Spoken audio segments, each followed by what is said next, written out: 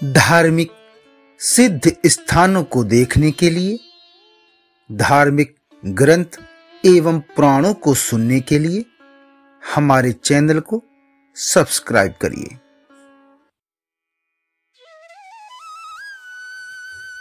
जय महाकाल, जय महाकाली। मां कालिका पुराण, अध्याय काली हर समागम वर्णन, भाग 1। श्री मार्कंडेय महर्षि जी ने कहा कि भगवान शंभु ने वचन का श्रवण कर गिरिजा अत्यंत हर्षित हो गई थी और उस समय में शंभु को अपना प्राप्त हुआ पति मान लिया था। काली ने सखी के मुख से भगवान शंकर से कहा था कि जिस रीति से शंभु सुनने की इच्छा करते हुए वाक्य का श्रवण कर रहे हैं, यहाँ पर संधि में अति भेद से सज्जक प्रवर्त नहीं होते हैं। शंकर हर मर्यादा से मेरे उस पाणी का ग्रहण करें। कन्या पिता के द्वारा दत्त हुआ करती है, तप से दत्त दी हुई नहीं होती है। इससे हिमवान पिता की भली भांति प्रार्थना करके भगवान हर वैवाहिक विधि से ही मेरे पाणी का ग्रहण करें। श्री महर्षि मार्कंडेय जी ने कहा कि इसके अंतर वह मां काली लज्जा से समन्वित होती हुई विराम को प्राप्त हो गई थी। उस अवसर पर भगवान शंभु ने भी उनके वचन को सर्वथा सत्य और तथ्य एवं उचित ही ग्रहण किया था। इसके उपरांत भगवान शंभु अपने गणों के सहित ही वहां निवास करने लगे थे। जिस प्रकार से पहले रहते थे, उसी भांति इस समय भी उस गंगावतरण शिखर पर रहते थे। वह मां काली अपनी सखियों के साथ घिरी हुई अपने पिता के निवास स्थान को चली गईं। वह सती दीन होती हुई गुरुजनों के मुख का अवलोकन नहीं कर रही है। इसी बीच 7 ऋषियों का मरीचि जिनमें प्रधान थे, उन मुनियों का चंद्रशेखर प्रभु ने उस समय काली का प्रार्थना करने के लिए चिंतन किया था।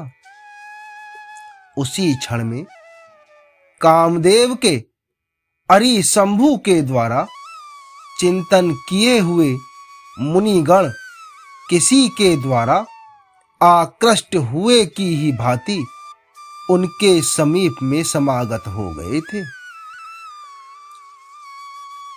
भगवान शंभु ने मुनियों को दीपित 7 अग्नियों के ही समान देखा था और वशिष्ठ मुनि ने समीप में सती अरुंधति को भी देखा था।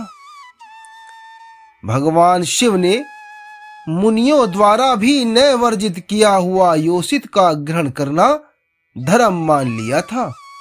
फिर उन समस्त मुनियों ने वृषभध्वज की पूजा करके स्मरण से समाकर्षित हुए प्रहर्ष से यह उन्होंने प्रिय बोला था। ऋषियों ने कहा, जो प्रत्यक्ष शुद्ध रूप दिखाई देता है, वह चंद्र से प्रसिद्ध और चंद्र के खंड से उपशोभित है। अंतर में प्रज्ञ मुनियों का वह भावित स्वरूप है। युक्तों के द्वारा भाग्य के उदय होने से भाग्य देखा गया है। प्रज्ञा के अधीन ध्यान तंत्र नित्य ध्यान करने के योग्य नित्य और स्वयं प्रकाश है, अर्थात अपने ही से प्रकाश वाला है। बाह्य तत्व से निरंतर पुंजीभूत और समुचित प्राप्त करने के योग्य भगवान शंभु का उदार धाम है।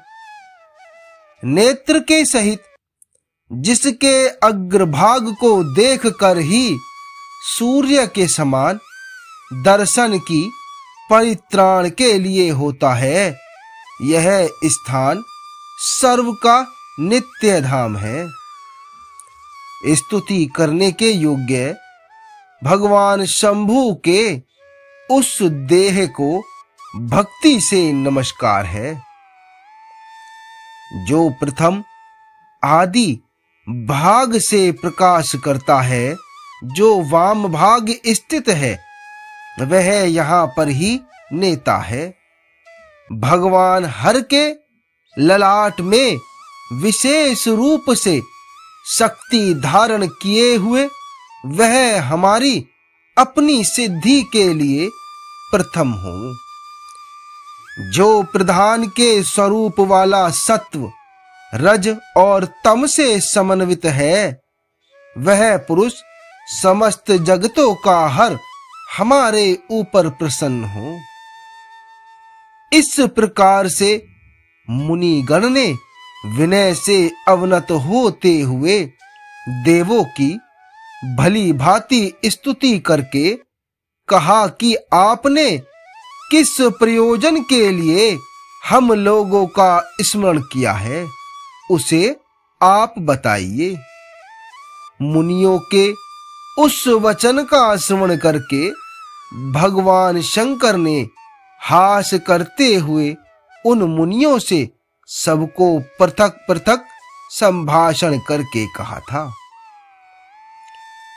शिव शंभु ने कहा कि समस्त जगतों की भलाई के लिए तथा अपने आप को संभोग करने के लिए एवं संतान की वृद्धि के हेतु मैं दाराओं के ग्रहण करने की इच्छा करता हूं। इस समय में आप लोग मेरी सहायता कीजिए और मेरे लिए आप लोग तुहिनांचल से काली की याचना करिए। काली महान तप के द्वारा शीघ्र ही मुझको अपना पति प्राप्त करे, किंतु मैं उनको विधि पूर्वक ही ग्रहण करूंगा। इस कारण से आप उस गिरिराज से याचना करें, जिस तरह से शैलराज स्वयं काली को प्रदान करने का उत्साह करें, वैसे वैसे आप करिए, क्योंकि आप लोग तो वाणी के वैभव से समन्वित हैं, अर्थात बोलने में बहुत ही कुशल हैं।